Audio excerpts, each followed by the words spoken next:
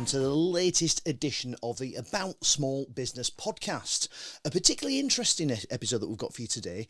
I'm going to be speaking to Brian McElderry. Now, Brian is a freelance chef. Now, as if that wasn't interesting enough on its own, Brian has another interesting story. He's actually the founder of UNICEF. Brian, thank you so much for coming on the podcast. Good morning. Hello. And morning. And So basically, you're a freelance chef. You also founded UNICEF, which is, correct me if I'm wrong, the National Union for Chefs. Yeah. And you've done that just from the northeast of England, Yep. and made that happen. Well, this is going to be quite fascinating. So before we go too much into UNICEF, I'm just wondering if you can tell me a little bit about yourself, because I mean, you just said to me before the camera started rolling, this is what, your 50th year? Yes, my 50th anniversary in March. Wow. 2025. I mean, that in itself is commendable and incredible. Yeah. So congratulations on that. Yeah, it's been a long road. So where did it all come from? Have you always been sort of interested in the kitchen, that kind of thing? No, everybody kind of asks that, you know. I started my career in much the same way as many of the famous chefs that you see, like Gordon Ramsay and Marco Pierre White. We're just kids off the estates, really. We're just kids who not very academically brilliant, and we're just kids off council estates, and we drift into cooking, as many chefs do. They just drift into it, and it's a passion from day one. And I joined into it because I was unemployed, and I went on to one of the very first YOP schemes. Oh, right. Opportunity schemes, that takes you back. Yes. And it was just starting then, and they said, "Did you wanted to try cooking?" And so I went into it, and it was just like a duck to water, and I've had a hugely successful career from day one. I started off in Newcastle upon Tyne. Right. Yeah. At the very famous St Mary's, Princess Mary's Maternity Hospital, which was then hugely famous in the north. Are you from Newcastle originally? I was born in the West End of Newcastle. Right. Okay. Dyer Geordie. And it was great fun because everything was traditional then. Yeah. Steamed roly-polies and steak and kidney puddings and you name it. Everything was done by hand. We even made our own pickles, our own beetroot, our own jams, everything. Right. So nothing was pre-bought in. It couldn't be in those days. It just wasn't available. No, I suppose so. It was a great training. But from a culinary point of view, I wanted to excel myself. So that was the days where we could literally just walk into a hotel or a restaurant in Newcastle, knock on the back door, ask for a shift in a higher quality establishment. I did most of the Italian restaurants in Newcastle at that time. And then the famous Five Bridges and Gossip Parks and things like that. So simple as just going... Just ask for a shift and they would pay you on the night cash. And those days are all stopped now. We just get that experience, an extra culinary experience, which was a really good idea at the time, and it excelled my career enormously. If you're enjoying this content, please do like and subscribe to the channel. Don't forget to hit the notification bell to let you know exactly when another podcast's going to drop. Wow, that's quite fascinating. I mean, just interesting with you saying you could just go and do that. What are the issues? Why did that? I'm assuming it'll be health and safety, employment law, that kind of thing. That's all come after that. In those days, you just went in, did your work, and that was it. You came out. You got paid cash in hand. There was no laws, no health and safety, nothing. So you just come and did the work and got your training, and off you went. So it's interesting. I mean, presumably there was a downside to that approach, though. Otherwise, the laws presumably wouldn't have been introduced.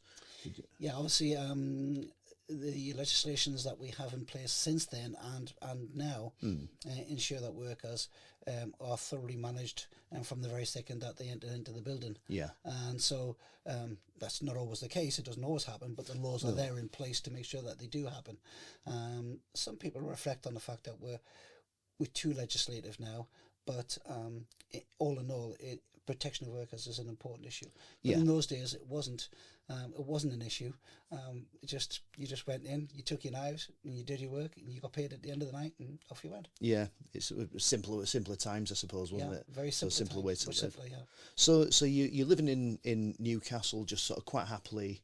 I'm fascinated because you've just with what you said, like a lot of the big names like Gordon Ramsay, Marco Pierre White.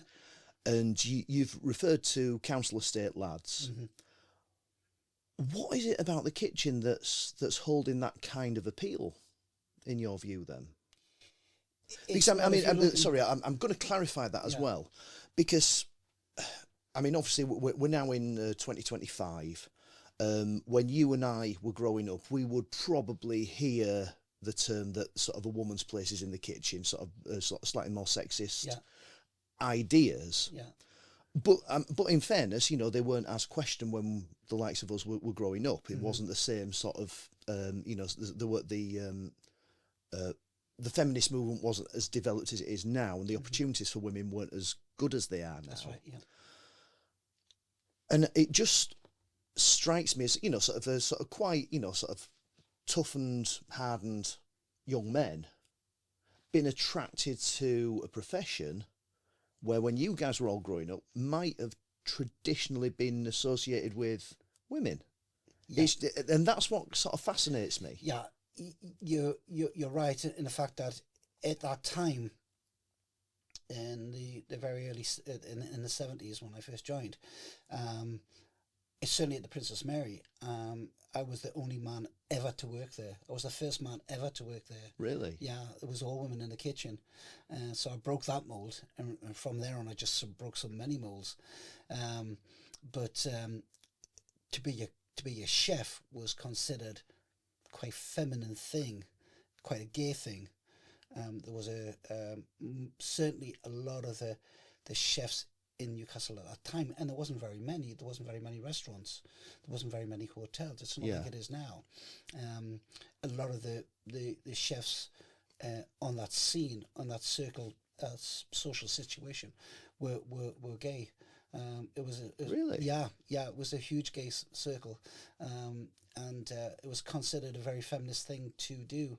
Right. So for the butch macho kind of tattoo thing that you see today, it wasn't prevalent then. They were very kind of flamboyant. Not all chefs were no, but primarily quite a lot of them in Newcastle, where there was an underground, because homosexuality was still illegal then. It was a kind of an underground thing, and many of them were chefs, definitely. Yeah, sure. That is fascinating. But again, to go back to it, sort of what attracted, because I mean, with respect, you seem more traditional as a man. You've grown up with a traditional, traditional upbringing. But again, for like yourselves, and I mean, you've just mentioned like your tattooed chefs that you see now. Yeah. Your Gordon Ramsay sort of, you know, there's that sort of hard man image projected there. I'm just thinking, even in, you know, stories. I remember a series called The Lakes, the chef who was this hard as nails guy who was sleeping with all these women. That image that you've just described, you know, which is, you know, that's your experience of the chefs in Newcastle in the early days. That's almost kind of flipped on its head, and I'm just fascinated as to how it has flipped on its head. You're right. How, in your view, did that come about? Well, the demographics are still the same. The demographics of UK chefs hasn't never really changed. Right. It is beginning to change now, but traditionally speaking, chefs come from a social background where education is not great for them. Right. If any of us were any cleverer than what we are, we'd be surgeons, brain surgeons, solicitors, accountants. We're not. The vast majority of chefs are poorly educated, not great at school, better at other things than being academics. So you won't get very many people. There are, but you won't get very many people in the food industry that are academically, as a chef, academically trained. And so they kind of drift into it because it's a skill that they've got. They find that they enjoy it. Yeah. They make an apple pie or they make a cake. They get a kick out of it. Everybody tells them that it's great and it's fantastic, and it becomes an adrenaline situation where the more you make, the more people compliment you. And that's the high of cooking. The compliments that you get on a daily, hourly, weekly basis is just completely driven by that. It's a massive high, and it's a great enjoyment. It's great fun to be in. So you don't necessarily find that passion from day one. You kind of drift into it, find you're good at it or not, as some find out. and then it just excels the whole situation. So it's that sort of approval and that sort of creating something, which it is, isn't it? Yeah, I mean, I do enjoy. I mean, I know it's totally different. I enjoy preparing a good meal and sitting and enjoy it with the family. But that sort of, you've created something, and it's that sort of approval that you're getting. Yeah, that seek for perfection becomes really kind of the driving factor. It is interesting because I've got a friend who he has a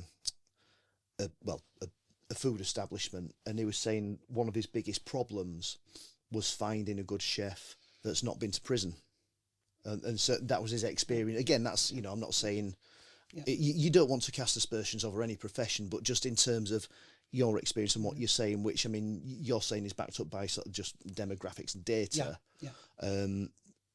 It's just an interesting. The demographics of the social demographics are hugely important in our industry, because a lot of people kind of look at it and say, well, why do we have the problems that we have still now in the industry, and that we didn't have at one time? And the fact is that those. What are those problems, would you say? The biggest problems that we have even today, even before I even came out on my emails this morning, one is sexism, sexual harassment, bullying, big issues within the industry. Still, it's better than what it was, but it's still, even this morning I've gotten an email from a chef who's been accused of sexual harassment, and bullying, and that's the fourth one in 12 weeks. Wow. And it's probably one of about 10 that we deal with on that same subject every year. And they're dealt with very quickly because the laws now are so strict and so proactive that the conversation really is quite short. Right. I do want to come back to that, because that is quite an interesting basically sort of subject that you brought up. But to go back to you as a person, you've done well in an industry that you've chanced upon. Is that fair? Yeah, chanced upon. Yeah, people do drift into it. Yeah, the chance upon it, And it's going well for you. You're successfully working on what could we say is perhaps a fairly casual basis. Sort of living life on your terms, finding work from what you say when you want it, and in the amount that you want it. So you kind of you've got that control, and an appreciation of what self-employment can offer there, I suppose, haven't you? Yes. It's you've got the worries of you're not sure necessarily. I suppose you were sure where the work was coming from because it was just so plentiful. I learned from a very early age, because I was so young and so successful at a very early age. So I was second chef at 19, I was head chef at 21. Wow. By the time I was 25, I was running the biggest oil refinery in the world in Saudi Arabia as executive chef. Now, that was like 9 years from beginning to achieving that. If you did that now, it would be considered extraordinary. Right. To do it then, at such a young age, was phenomenal. Just for the uneducated like myself, can you tell me the difference between those three positions? So you've got the... So you start off as a commis chef, as an apprentice. Right. And then you go to a chef de partie, which is the head of a section. Right. And then from there on, you begin to do some managerial work as a second chef, as an understudy to the head chef. So that position is called sous chef, because they're all French terminologies, because our industry is based on French terminology, French culinary trends. And then you become head chef.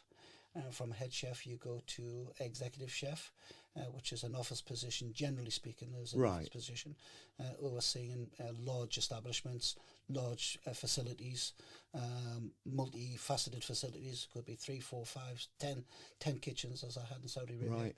And then you very often progress from there into a managerial role.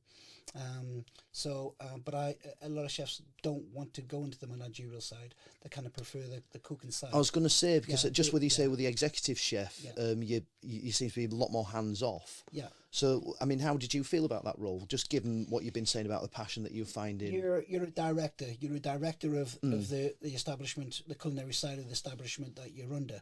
So you're the manager of the team. You're the football manager of the team. So you direct the flow of the play of how that establishment is to go forward. Yeah. And looking after the financial aspects as well.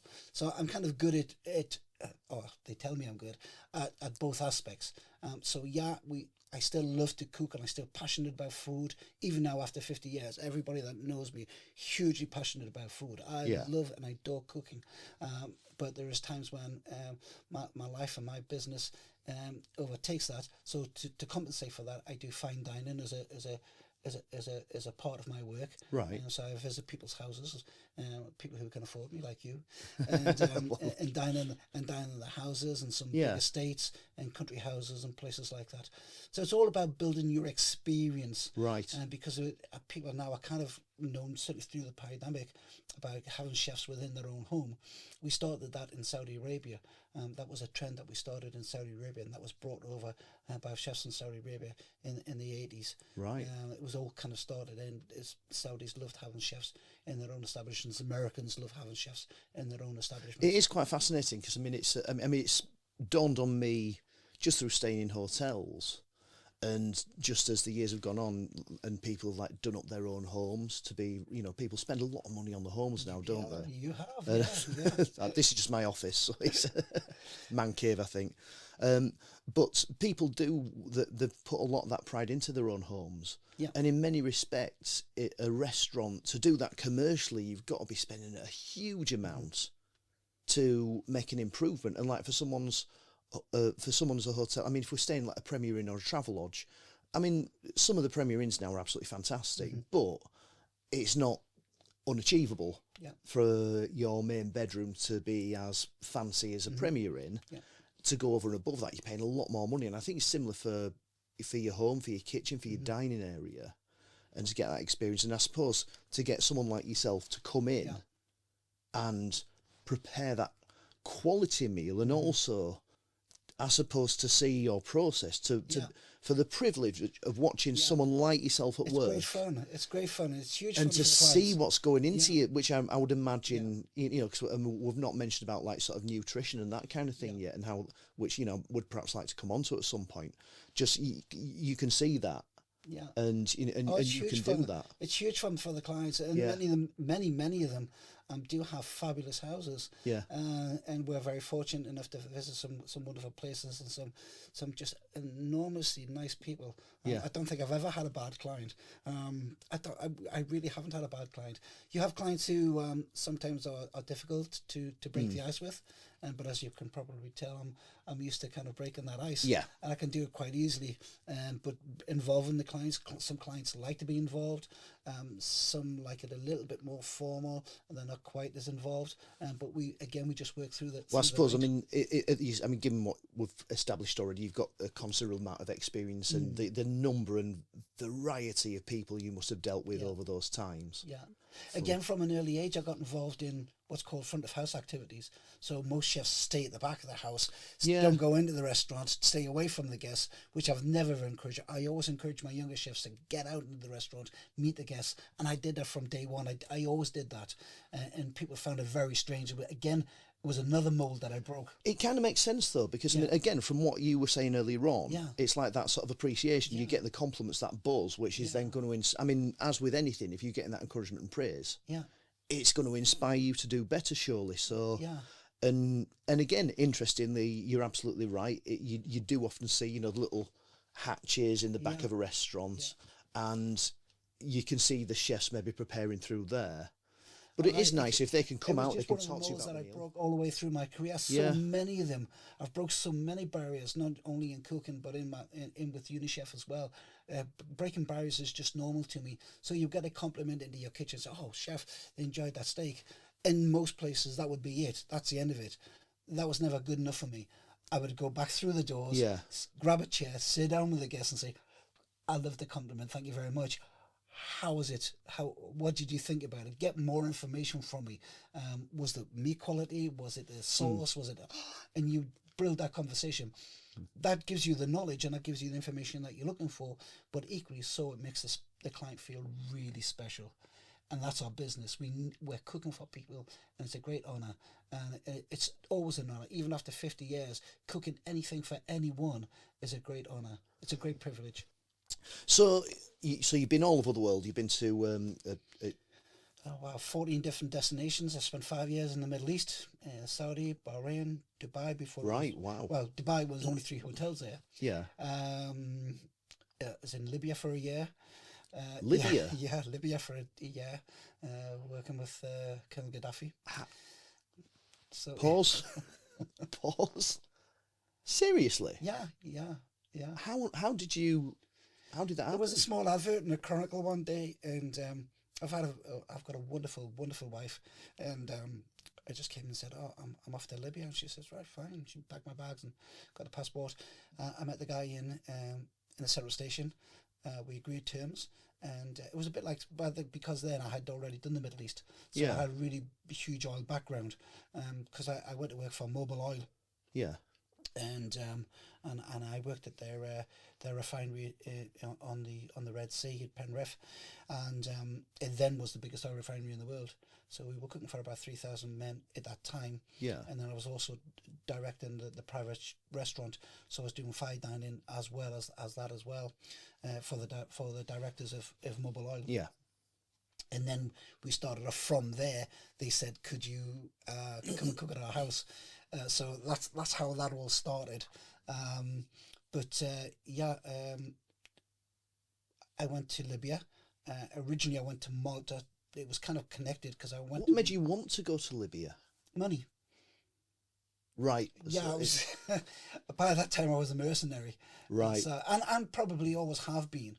I've been highly paid ever since I was an apprentice. Right. Even in the hospital, I was really highly paid. Really highly paid. I've never known a time when I wasn't paid top grade.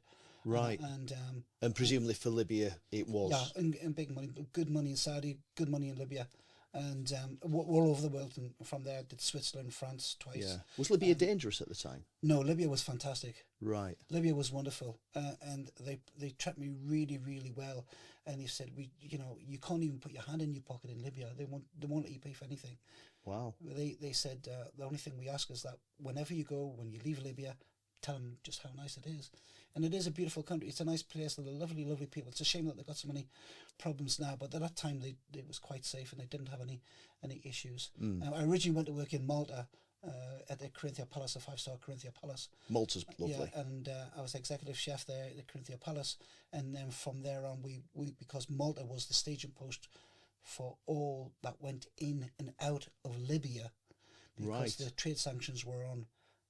Because of the Gaddafi situation. Yes. So there's air embargoes and trade embargoes. So everything got shipped in from Malta. Did you meet Gaddafi then, actually? No, I didn't. I worked because of my oil connections.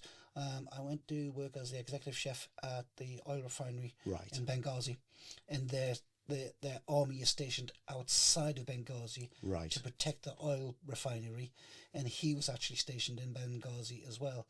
So we dealt with the meals for his army on a daily basis, as well as everyone in the refinery. So his army is literally outside of the refinery gates.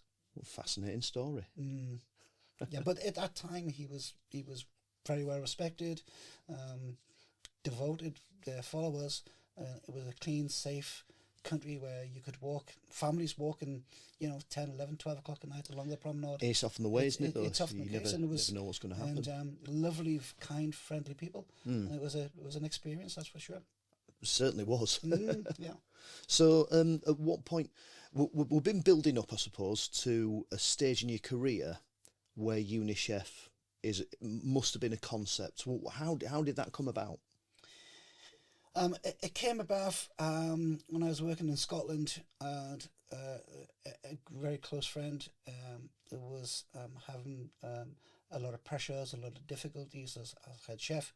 The pressures were enormous. Those pressures very sadly reverberated into his home life and his family life and his work life, and the whole thing just spiraled down and down and down, and ended up losing his wife, his kids, his house, everything, all because of the pressures of work. And I mean, chefs traditionally do have a... it's a really, all for the passion and the achievement. He was a hugely talented chef and a great friend, and hugely well liked, and just the pressures of work and made the whole thing just really, really bad situation for him outside of work, and that affected his work as well. And I was working closely with him, and I seen that, and I thought there was no help for him, no support for him, nowhere for him to turn, and I thought, and together with him, he said, we need a union, and from that one day, I just said, yeah, you're right, we need a union, and it just flowed from there.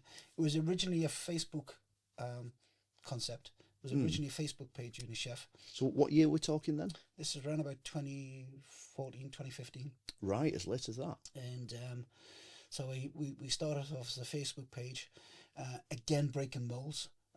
Nothing like what we had ever been achieved before. I find this quite fascinating because just with the time frame that you're talking about, and I suppose the way your career's gone, it's interesting because a union in many ways wouldn't necessarily have served you personally. It's not something that you've looked at from a selfish perspective and thought, right, I need more, right? So your career's been going really well. You've been bouncing around the country. Yeah, but it's even my career has never been without its faults.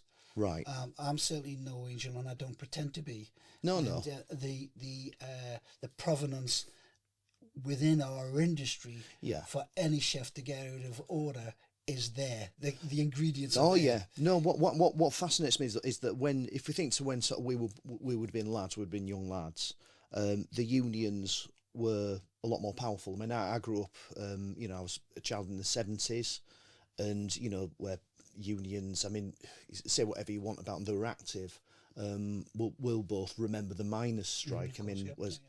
I suppose the things started to, the grip started to loosen a bit, whichever way you want to look at it. Mm-hmm. And it's just interesting that with your career, there's not been a union for you all that time. Never. Up until 2015, which I'm going to go out on a limb and suggest that perhaps would. I mean, we've had a sort of good run of sort of Tory government where I don't think it's controversial to say that there's a degree of hostility to unions. And 2015 just seems a fascinating time for a union to be able to start and thrive. It wasn't so much that, it was the need and the necessity for chefs to have a voice. Yeah. And if UNICEF is anything, and we chose the name very carefully, because in Latin, uni, or French, uni, one chef. Yeah. And if anything, if we can help one chef, then that's our job done. It's about one chef at a time. Yeah. And the necessity to do that, to have a voice, and if anything that UNICEF is, it's about the voice of chefs.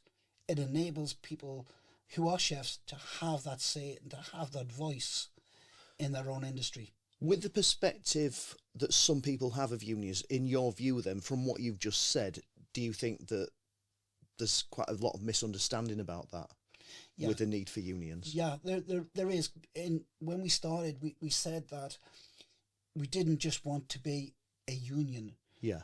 And UNICEF is very, very far from being a traditional trade union. It's not a traditional trade union. We don't abide by the trade union concepts, the trade union legislation. We don't abide by any of that. Then people say to me, well, how can you be a union? The fact is that most of that trade union legislation is very archaic. It never took into account that somebody would want to create a union that was very different from the norm. And the reason why we created a union so different is that we came through the nouvelle cuisine of the 70s and the 80s. Yeah. Right? Our chefs develop, we create, we develop, we don't stick to the rules. We never have, and we never will. So to create a union for chefs, it had to have that essential concept that we created the rules as we go along. Has that created issues with other unions? Absolutely. It creates it creates issues with everybody. It creates issues with the government. It creates issues with press. It creates issues with everyone because it is so very, very different from the norm. And everybody scratches their head and said, and it takes a while to get around the concept of what UNICEF actually is and what it does.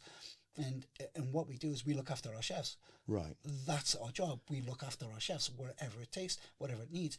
And you know, we don't abide by the norms of what people think about unionism, trade unionism. We are essentially we can lobby really hard, really strong. The Protection of Workers Act that came in November, we had a major say in, and we fought very long and very hard to have a seat at the table where, you know, people now think about people in our industry in a more positive vein than what they once did. Working hours, split shifts, all that kind of thing. Do you have any, I mean, in terms of your negotiation, is striking, is that an option for your members? No, it's a no strike. It's a no strike option. It's a no strike union. There was never any need. We don't think there's ever a need for us to strike. I was going to say, I mean, that it would be very difficult to organise, so I suppose you've had to be a bit more creative on that. The larger unions have never been interested in chefs because it's such a fragmented situation. We're the ones that look after the 2 chefs that's on the Outer Hebrides or 3 guys that's in the middle of the Lake District. You know, we're interested in them. The bigger unions never were. It's too much trouble for them. It's too much hassle for them to get involved. And because of the concept of the internet, social media, we use that a lot. And then during the pandemic, Zoom and Teams and things like that, now we can do what we want to do virtually over the internet. So the concepts of having your local rep doesn't even apply to us now. And this is all stemmed from your friend who was going through all sorts of problems. Yeah. And sadly, a lot of that hasn't changed. We still got chefs and we still got problems of varying degrees. But legislation has been strong. A lot of people don't realise that the United Kingdom has some of the strongest employment legislation in the world. In the world, not just in Europe. In the world. And in fact, most of the EU laws were developed around British laws. Yes, I think a lot of people miss that. A lot of people miss that. We have the strongest legislation anywhere in Europe, and it's sometimes it can be destructive. There's a lot of talk about the new employment. There are always unintended consequences out there. Unintended consequences. So sometimes we have to balance that off. And so there are good things, there are bad things, but generally speaking, it's a profession that was never strongly union represented. It needed it. It still needs it, and it needs it today more than it's ever needed it. So how much of your time is taken up with the union then, as opposed, because I mean, certainly I know from sort of trying to get you on the podcast, you're a very, very busy man. You're a very busy guy. You're obviously in demand, and you know, which you were upfront about. You were interested to do it and get the story out there. But I mean, in terms of like the freelance chefing that you're doing, which you still, I mean, you can tell in your voice, you've still got a passion for. Your face lights up when you're talking about your fine dining and food. Love it. So what percentage of time are you spending on the union side of things as opposed to your own freelance chef? I'm very lucky. I mean, I've got a good team around me, so I can pass a fair bit of it off. But obviously, as a chief executive, I have the final say, the direction of the union, the way that it goes, the major decisions and the major impetus of how the union proceeds. I get up very, very early in the morning, around about 4:30 every day, including today, 7 days a week. UNICEF is totally unique. It's totally special. I have to ask on that, what time do you go to bed? Very early, around about the 7 mark. Right, okay. Early to bed, early to rise. Early to bed, early to rise. I look after my beauty sleep. I'm 67 this year, so wow. I keep fit, I keep active, but it's a balancing act. I've got a good PA, got a good secretary. I've got great directors in UNICEF. who care very much about what we do. So it's a good teamwork. But I use social media a lot. I balance out the workload as much as I possibly can. If I'm working, and my clients that I work for come first. Yeah. And but I kind of put around about 20, 30 hours a week on top of what I'm doing. So my working week can be around about 70, 80, 90 hours a week. But I bet you love it all. Yeah, absolutely. If I didn't enjoy it, I wouldn't do it. Yeah. Yeah, it's and UNICEF gives me a great pleasure. We had 3 tribunal cases last year that all proved successful. We've never lost a case in court. Wow. Ever. Our 4th one within a year is going through this year. She's already won that case through default because the employer didn't defend the case. So she's already won that case. So we're just waiting for that remedy. So those 4 cases together in the space of a year will bring around about 50 to 60,000 pounds for the 4 people involved. Wow. Which wouldn't have been here. Which wouldn't have been here without UNICEF. That's impressive, isn't it? It's Yeah. as I say, for me, it is remarkable that you're starting in 2015 in a time that's traditionally sort of do we need unions anymore? And I think it proves that there is another way to look at it, and perhaps reframing the whole concept of the union as well. Yeah, I mean, there are some great employers out there. Yeah. There are some great employers in the industry. One of the things that we tend to argue about within the industry is that UNICEF is very non-employer orientated. That's quite wrong. We are hugely employer orientated, but we want good employers. Yeah. We want kind employers. We want employers that obey the law.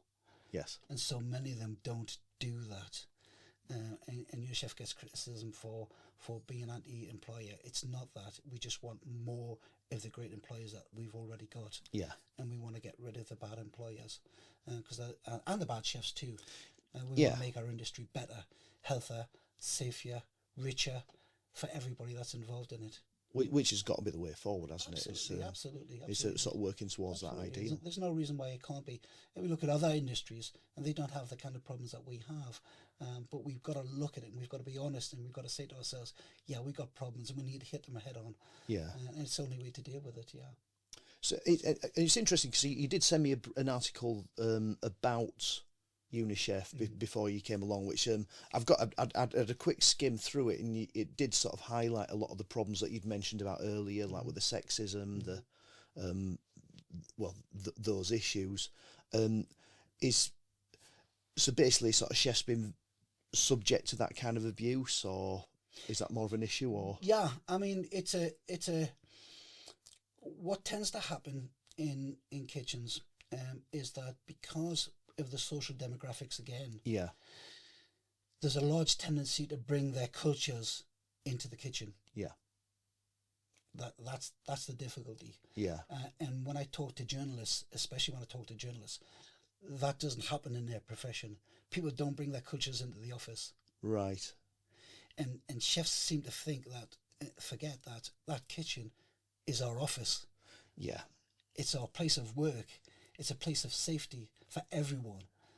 So is it fair to say that maybe sort of some people coming in and dismissing it as it's like banter? Yeah.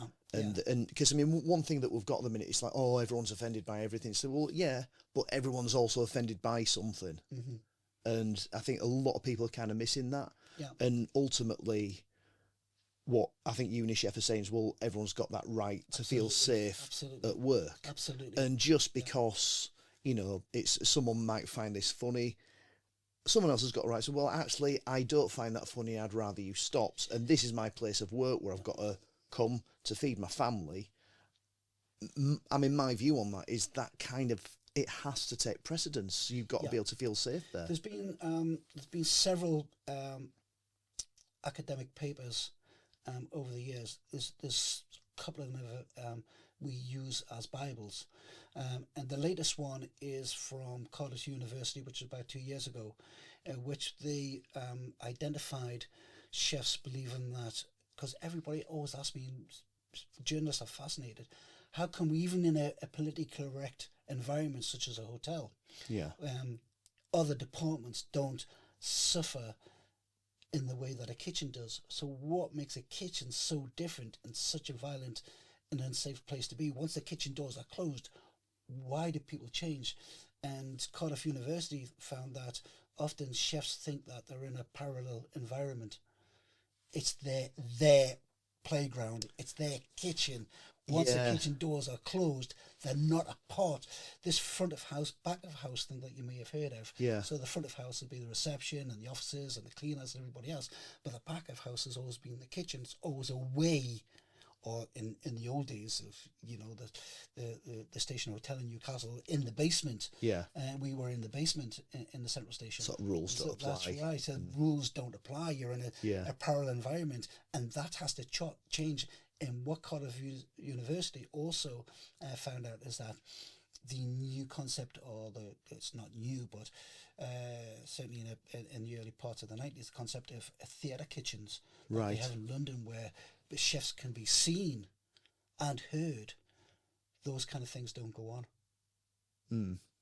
It's when it's a closed environment, chefs think that they're safe, they're in their kitchen, or the head chef thinks he's in my kitchen, which he's not. It's not. It belongs to the establishment, and they can say and they can do what they want. They go into a different level. You mentioned this earlier on about like your Gordon Ramsay. Now, I mean, Gordon Ramsay, I'm picking on him because I think he's relevant to this conversation. Yeah, hugely. Has he, I don't know, maybe he, from what you're saying, from what you're wanting to push, that guy really doesn't appear to be doing you any favours. No, he never has done. And we've been a big critic of Gordon Ramsay right from day one. Yeah. He's responsible for a lot of the attitude, and a lot of people copied him. We've had the argument from his associates and his team that you know, it was all part of his early days, and he's a different person now, which I'm sure he is. And you know, but at the same time, he has made a lot of money from that perception of bullying, and he's made an awful lot of money and continues to make an awful lot of money. You seem to be very careful about saying perception of bullying. Yeah, they portray, and he portrays that as a screen persona. Right. And we say whether that may be the case, it's still wrong. Yeah. It's still totally wrong. I think you're absolutely right with totally that. Wrong. And call it out. We've called it out. Yeah. At any cost. It's I mean, to me, bullying's bullying. If you go down the streets of your high street and you say to yourself, can you name a famous chef? You say, oh, yeah, Gordon Ramsay. Yeah. He's the most famous chef in the world. Of course he is. Yeah. And can you tell me what he's famous for? Yeah. And that is what Gordon Ramsay is famous for. Yeah. Swearing, shouting, Yeah. bullying. That's it. It's interesting, yeah. Forget the 16 restaurants, 3 Michelin-starred restaurants that he's got throughout the world. They're not aware of that. To me, part of the problem is that perhaps they're not necessarily, well, they might not be aware of the specifics, as you just mentioned, but they're aware that he's successful. Yeah.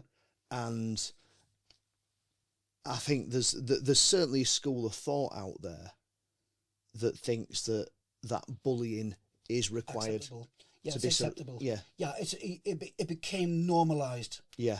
See, that's what's happened. And again, we had a major case in Edinburgh a few years ago, a famous Michelin one-star chef called Tom Kitchen, where the kitchen staff walked out. They reported it to the press. The whole thing blew out.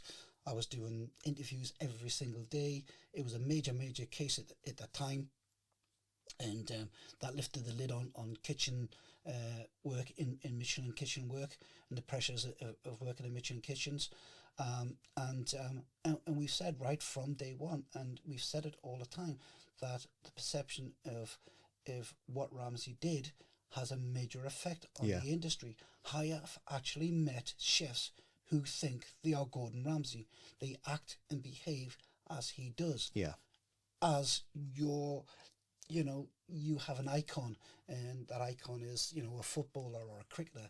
You think and behave as they do. it happens in our industry too. And Yeah. Gordon Ramsay became an icon for the wrong reasons. I was going to say we've got to be very careful as a society, I think, how we choose our role models. Yeah. And Yeah, it became a because role- you reap what you sow. He became a role model for the wrong people and the wrong reasons. And Yeah. it had a huge effect on the industry. Yeah. A huge, huge effect on the industry. And we're still recovering from it. That is quite fascinating. So Brian, to take this back to you, 50 years. Yeah. I'm in for anyone. Now, and another talking chip. to you don't seem like you're intending to slow down anytime soon. No. My health is good, thank God.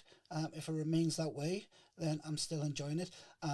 Now that I've reached retirement age, I'm still working. I'm still working very hard. I've drawn my pension, which allows me to not work so hard if I don't want to. So today is a Sunday. So thank you for seeing me on a Sunday, certainly. And I can take things a little bit easier, but even so, I can now devote a little bit more time than I used to UNICEF and promoting it the way that we want to. It officially became a CIC, which is a company interest company. A community interest company in 2019. So we became an official company in 2019 after being on Facebook, and so this is our 6th official year, if you like. And it was a 10-year project, so we got another 4 years to go before we take a major revision of UNICEF with the directors. So the next 4 years is quite important to us. We're busy this morning, before I even came out, going through a new discount scheme for our members. Wow. Where they can get discounts at cinemas and supermarkets and Asda and Tesco and all the rest of it, thousands of discounts, and then we'll be rolling that out for them, all free, and we're rolling that out sometime this week, I think. Fantastic. I mean, what an amazing jam-packed life that, hopefully is going to continue. You're going to be carrying on looking after people's interests, and what an amazing story. So Brian McElderry, it's been absolutely fascinating chatting to you. Thank you for taking the time out of that incredibly busy schedule. And thank you. Thank you so much. Thank you so much, Barry. Cheers, It's Brian. been fun. Thank you so much. Cheers.